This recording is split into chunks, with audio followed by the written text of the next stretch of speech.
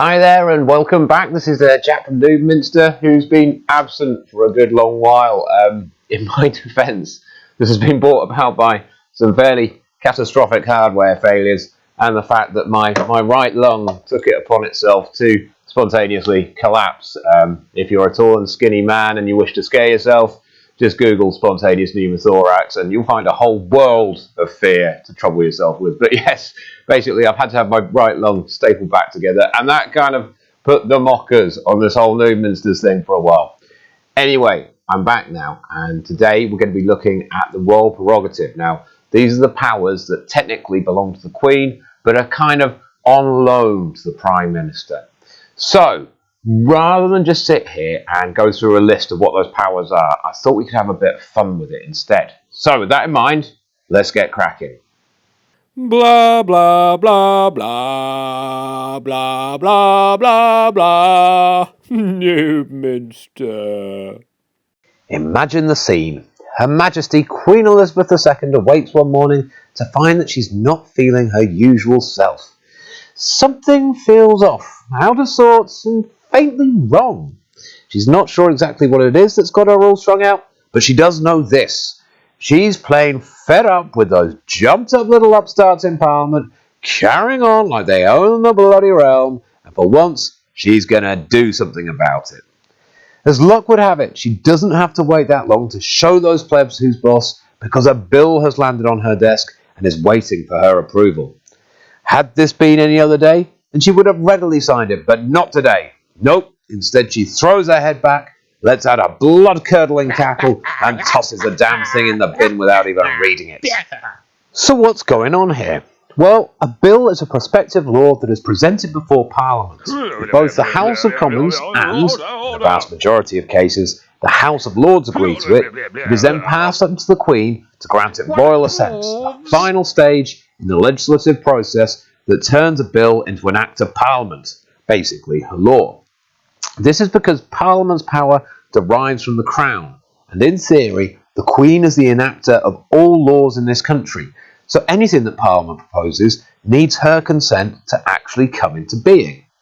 On a practical level, it's very, very rare for a monarch to refuse royal assent because, just like every other power in the Royal Prerogative, there's a convention that they're applied under the advice of the Prime Minister, advice which is invariably, just sign the bloody thing, will you? However, as we were saying a few weeks back, conventions are odd, tricky things because there's no real hard or fast rules about what happens if someone breaks them. So, let's just say, for the purposes of this scenario, that the Queen doesn't sign this bill. What happens then? Well, to be honest, no one really knows, because the last time royal assent was withheld was by Queen Anne in 1707 when she refused to sign a bill that would have armed Scottish militia. However, this isn't the most instructive case, as there was actually support in Parliament to stop the bill. News had been received of a possible invasion by France, and the MPs at the time weren't minded to run the risk of the Scots getting in on the Smashing Up Britain Act, so they actually supported the denial of royal assent.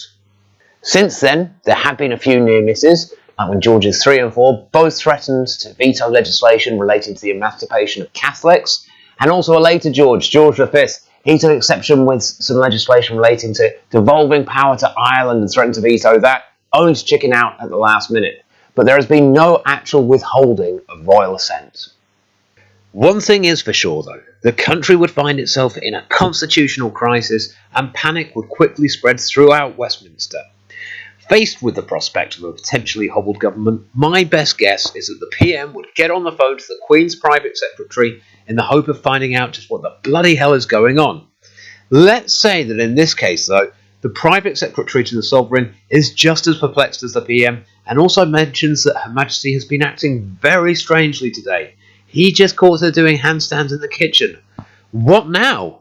Well, most likely fear, denial, and pleading until someone says the magic words, Regency Act. So what is this Regency Act? Well, it's a piece of legislation that's used in situations where the monarch is too young to assume the full powers of the crown, so that's beneath the age of 18, or they've been somehow incapacitated.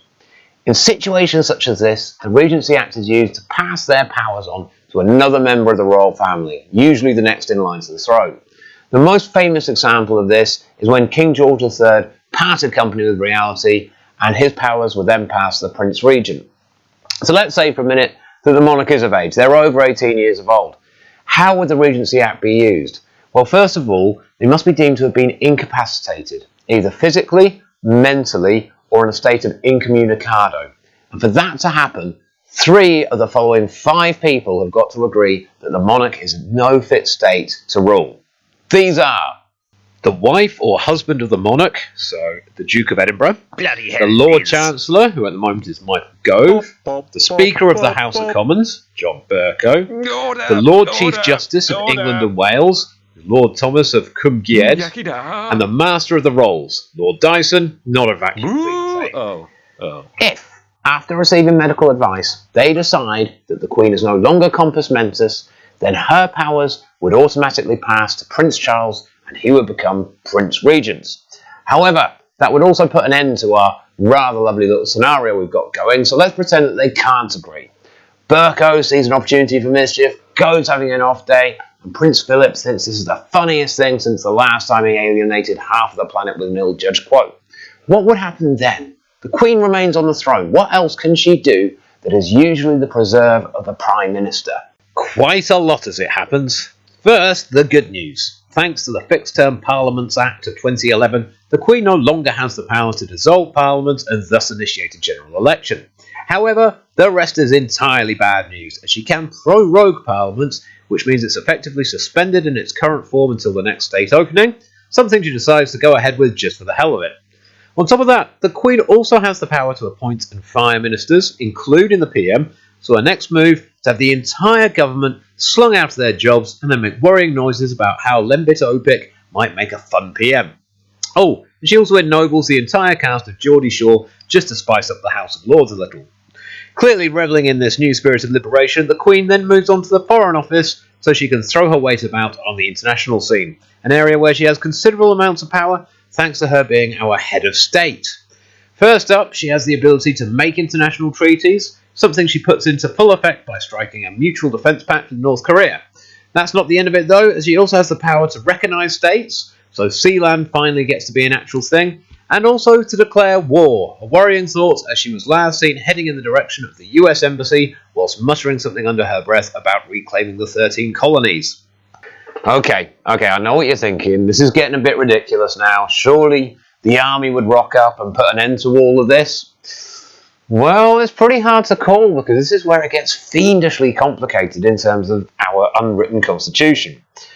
For one, the army are answerable to the Queen as the Commander-in-Chief of the Armed Forces, and also on top of that, they swear an oath to defend and protect Her Majesty against all enemies. However, the Bill of Rights made it clear that the army can only exist in peacetime with the consent of Parliament, and traditionally, the army has always answered to Westminster and not the palace. This is why we don't have a royal army. We do, however, have a Royal Air Force and a Royal Navy to further complicate matters. At the end of the day, there isn't a clear answer here, and it would likely be down to the army itself to decide whose side they were going to come out on. Great. So if the army don't come and bail us out, we've got no government, we're at war with America, and all we've got to show for it is the gratitude of Sealand. This could never happen, right?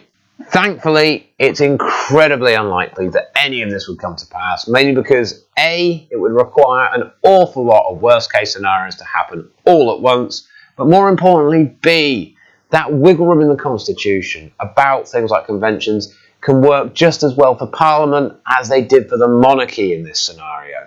So in actual fact, it would be more likely that something like the Glorious Revolution would occur, one of those shady, under-the-radar fixes where Parliament pulls one over the monarchy instead.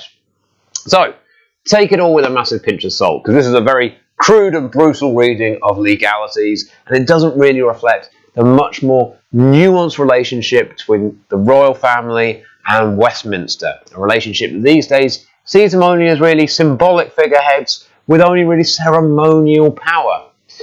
Now, with that in mind, you might be thinking, well, if they've only got this ceremonial power, what's the point in having a monarchy at all? And that's what we're going to get stuck into next time. We're going to look at the thorny issue of republicanism. So, please do come back. We'll get stuck into that. Until then, subscribe or die. I've been Jack. I hope your lungs stay inflated, and I hope to see you soon. Take care. Bye.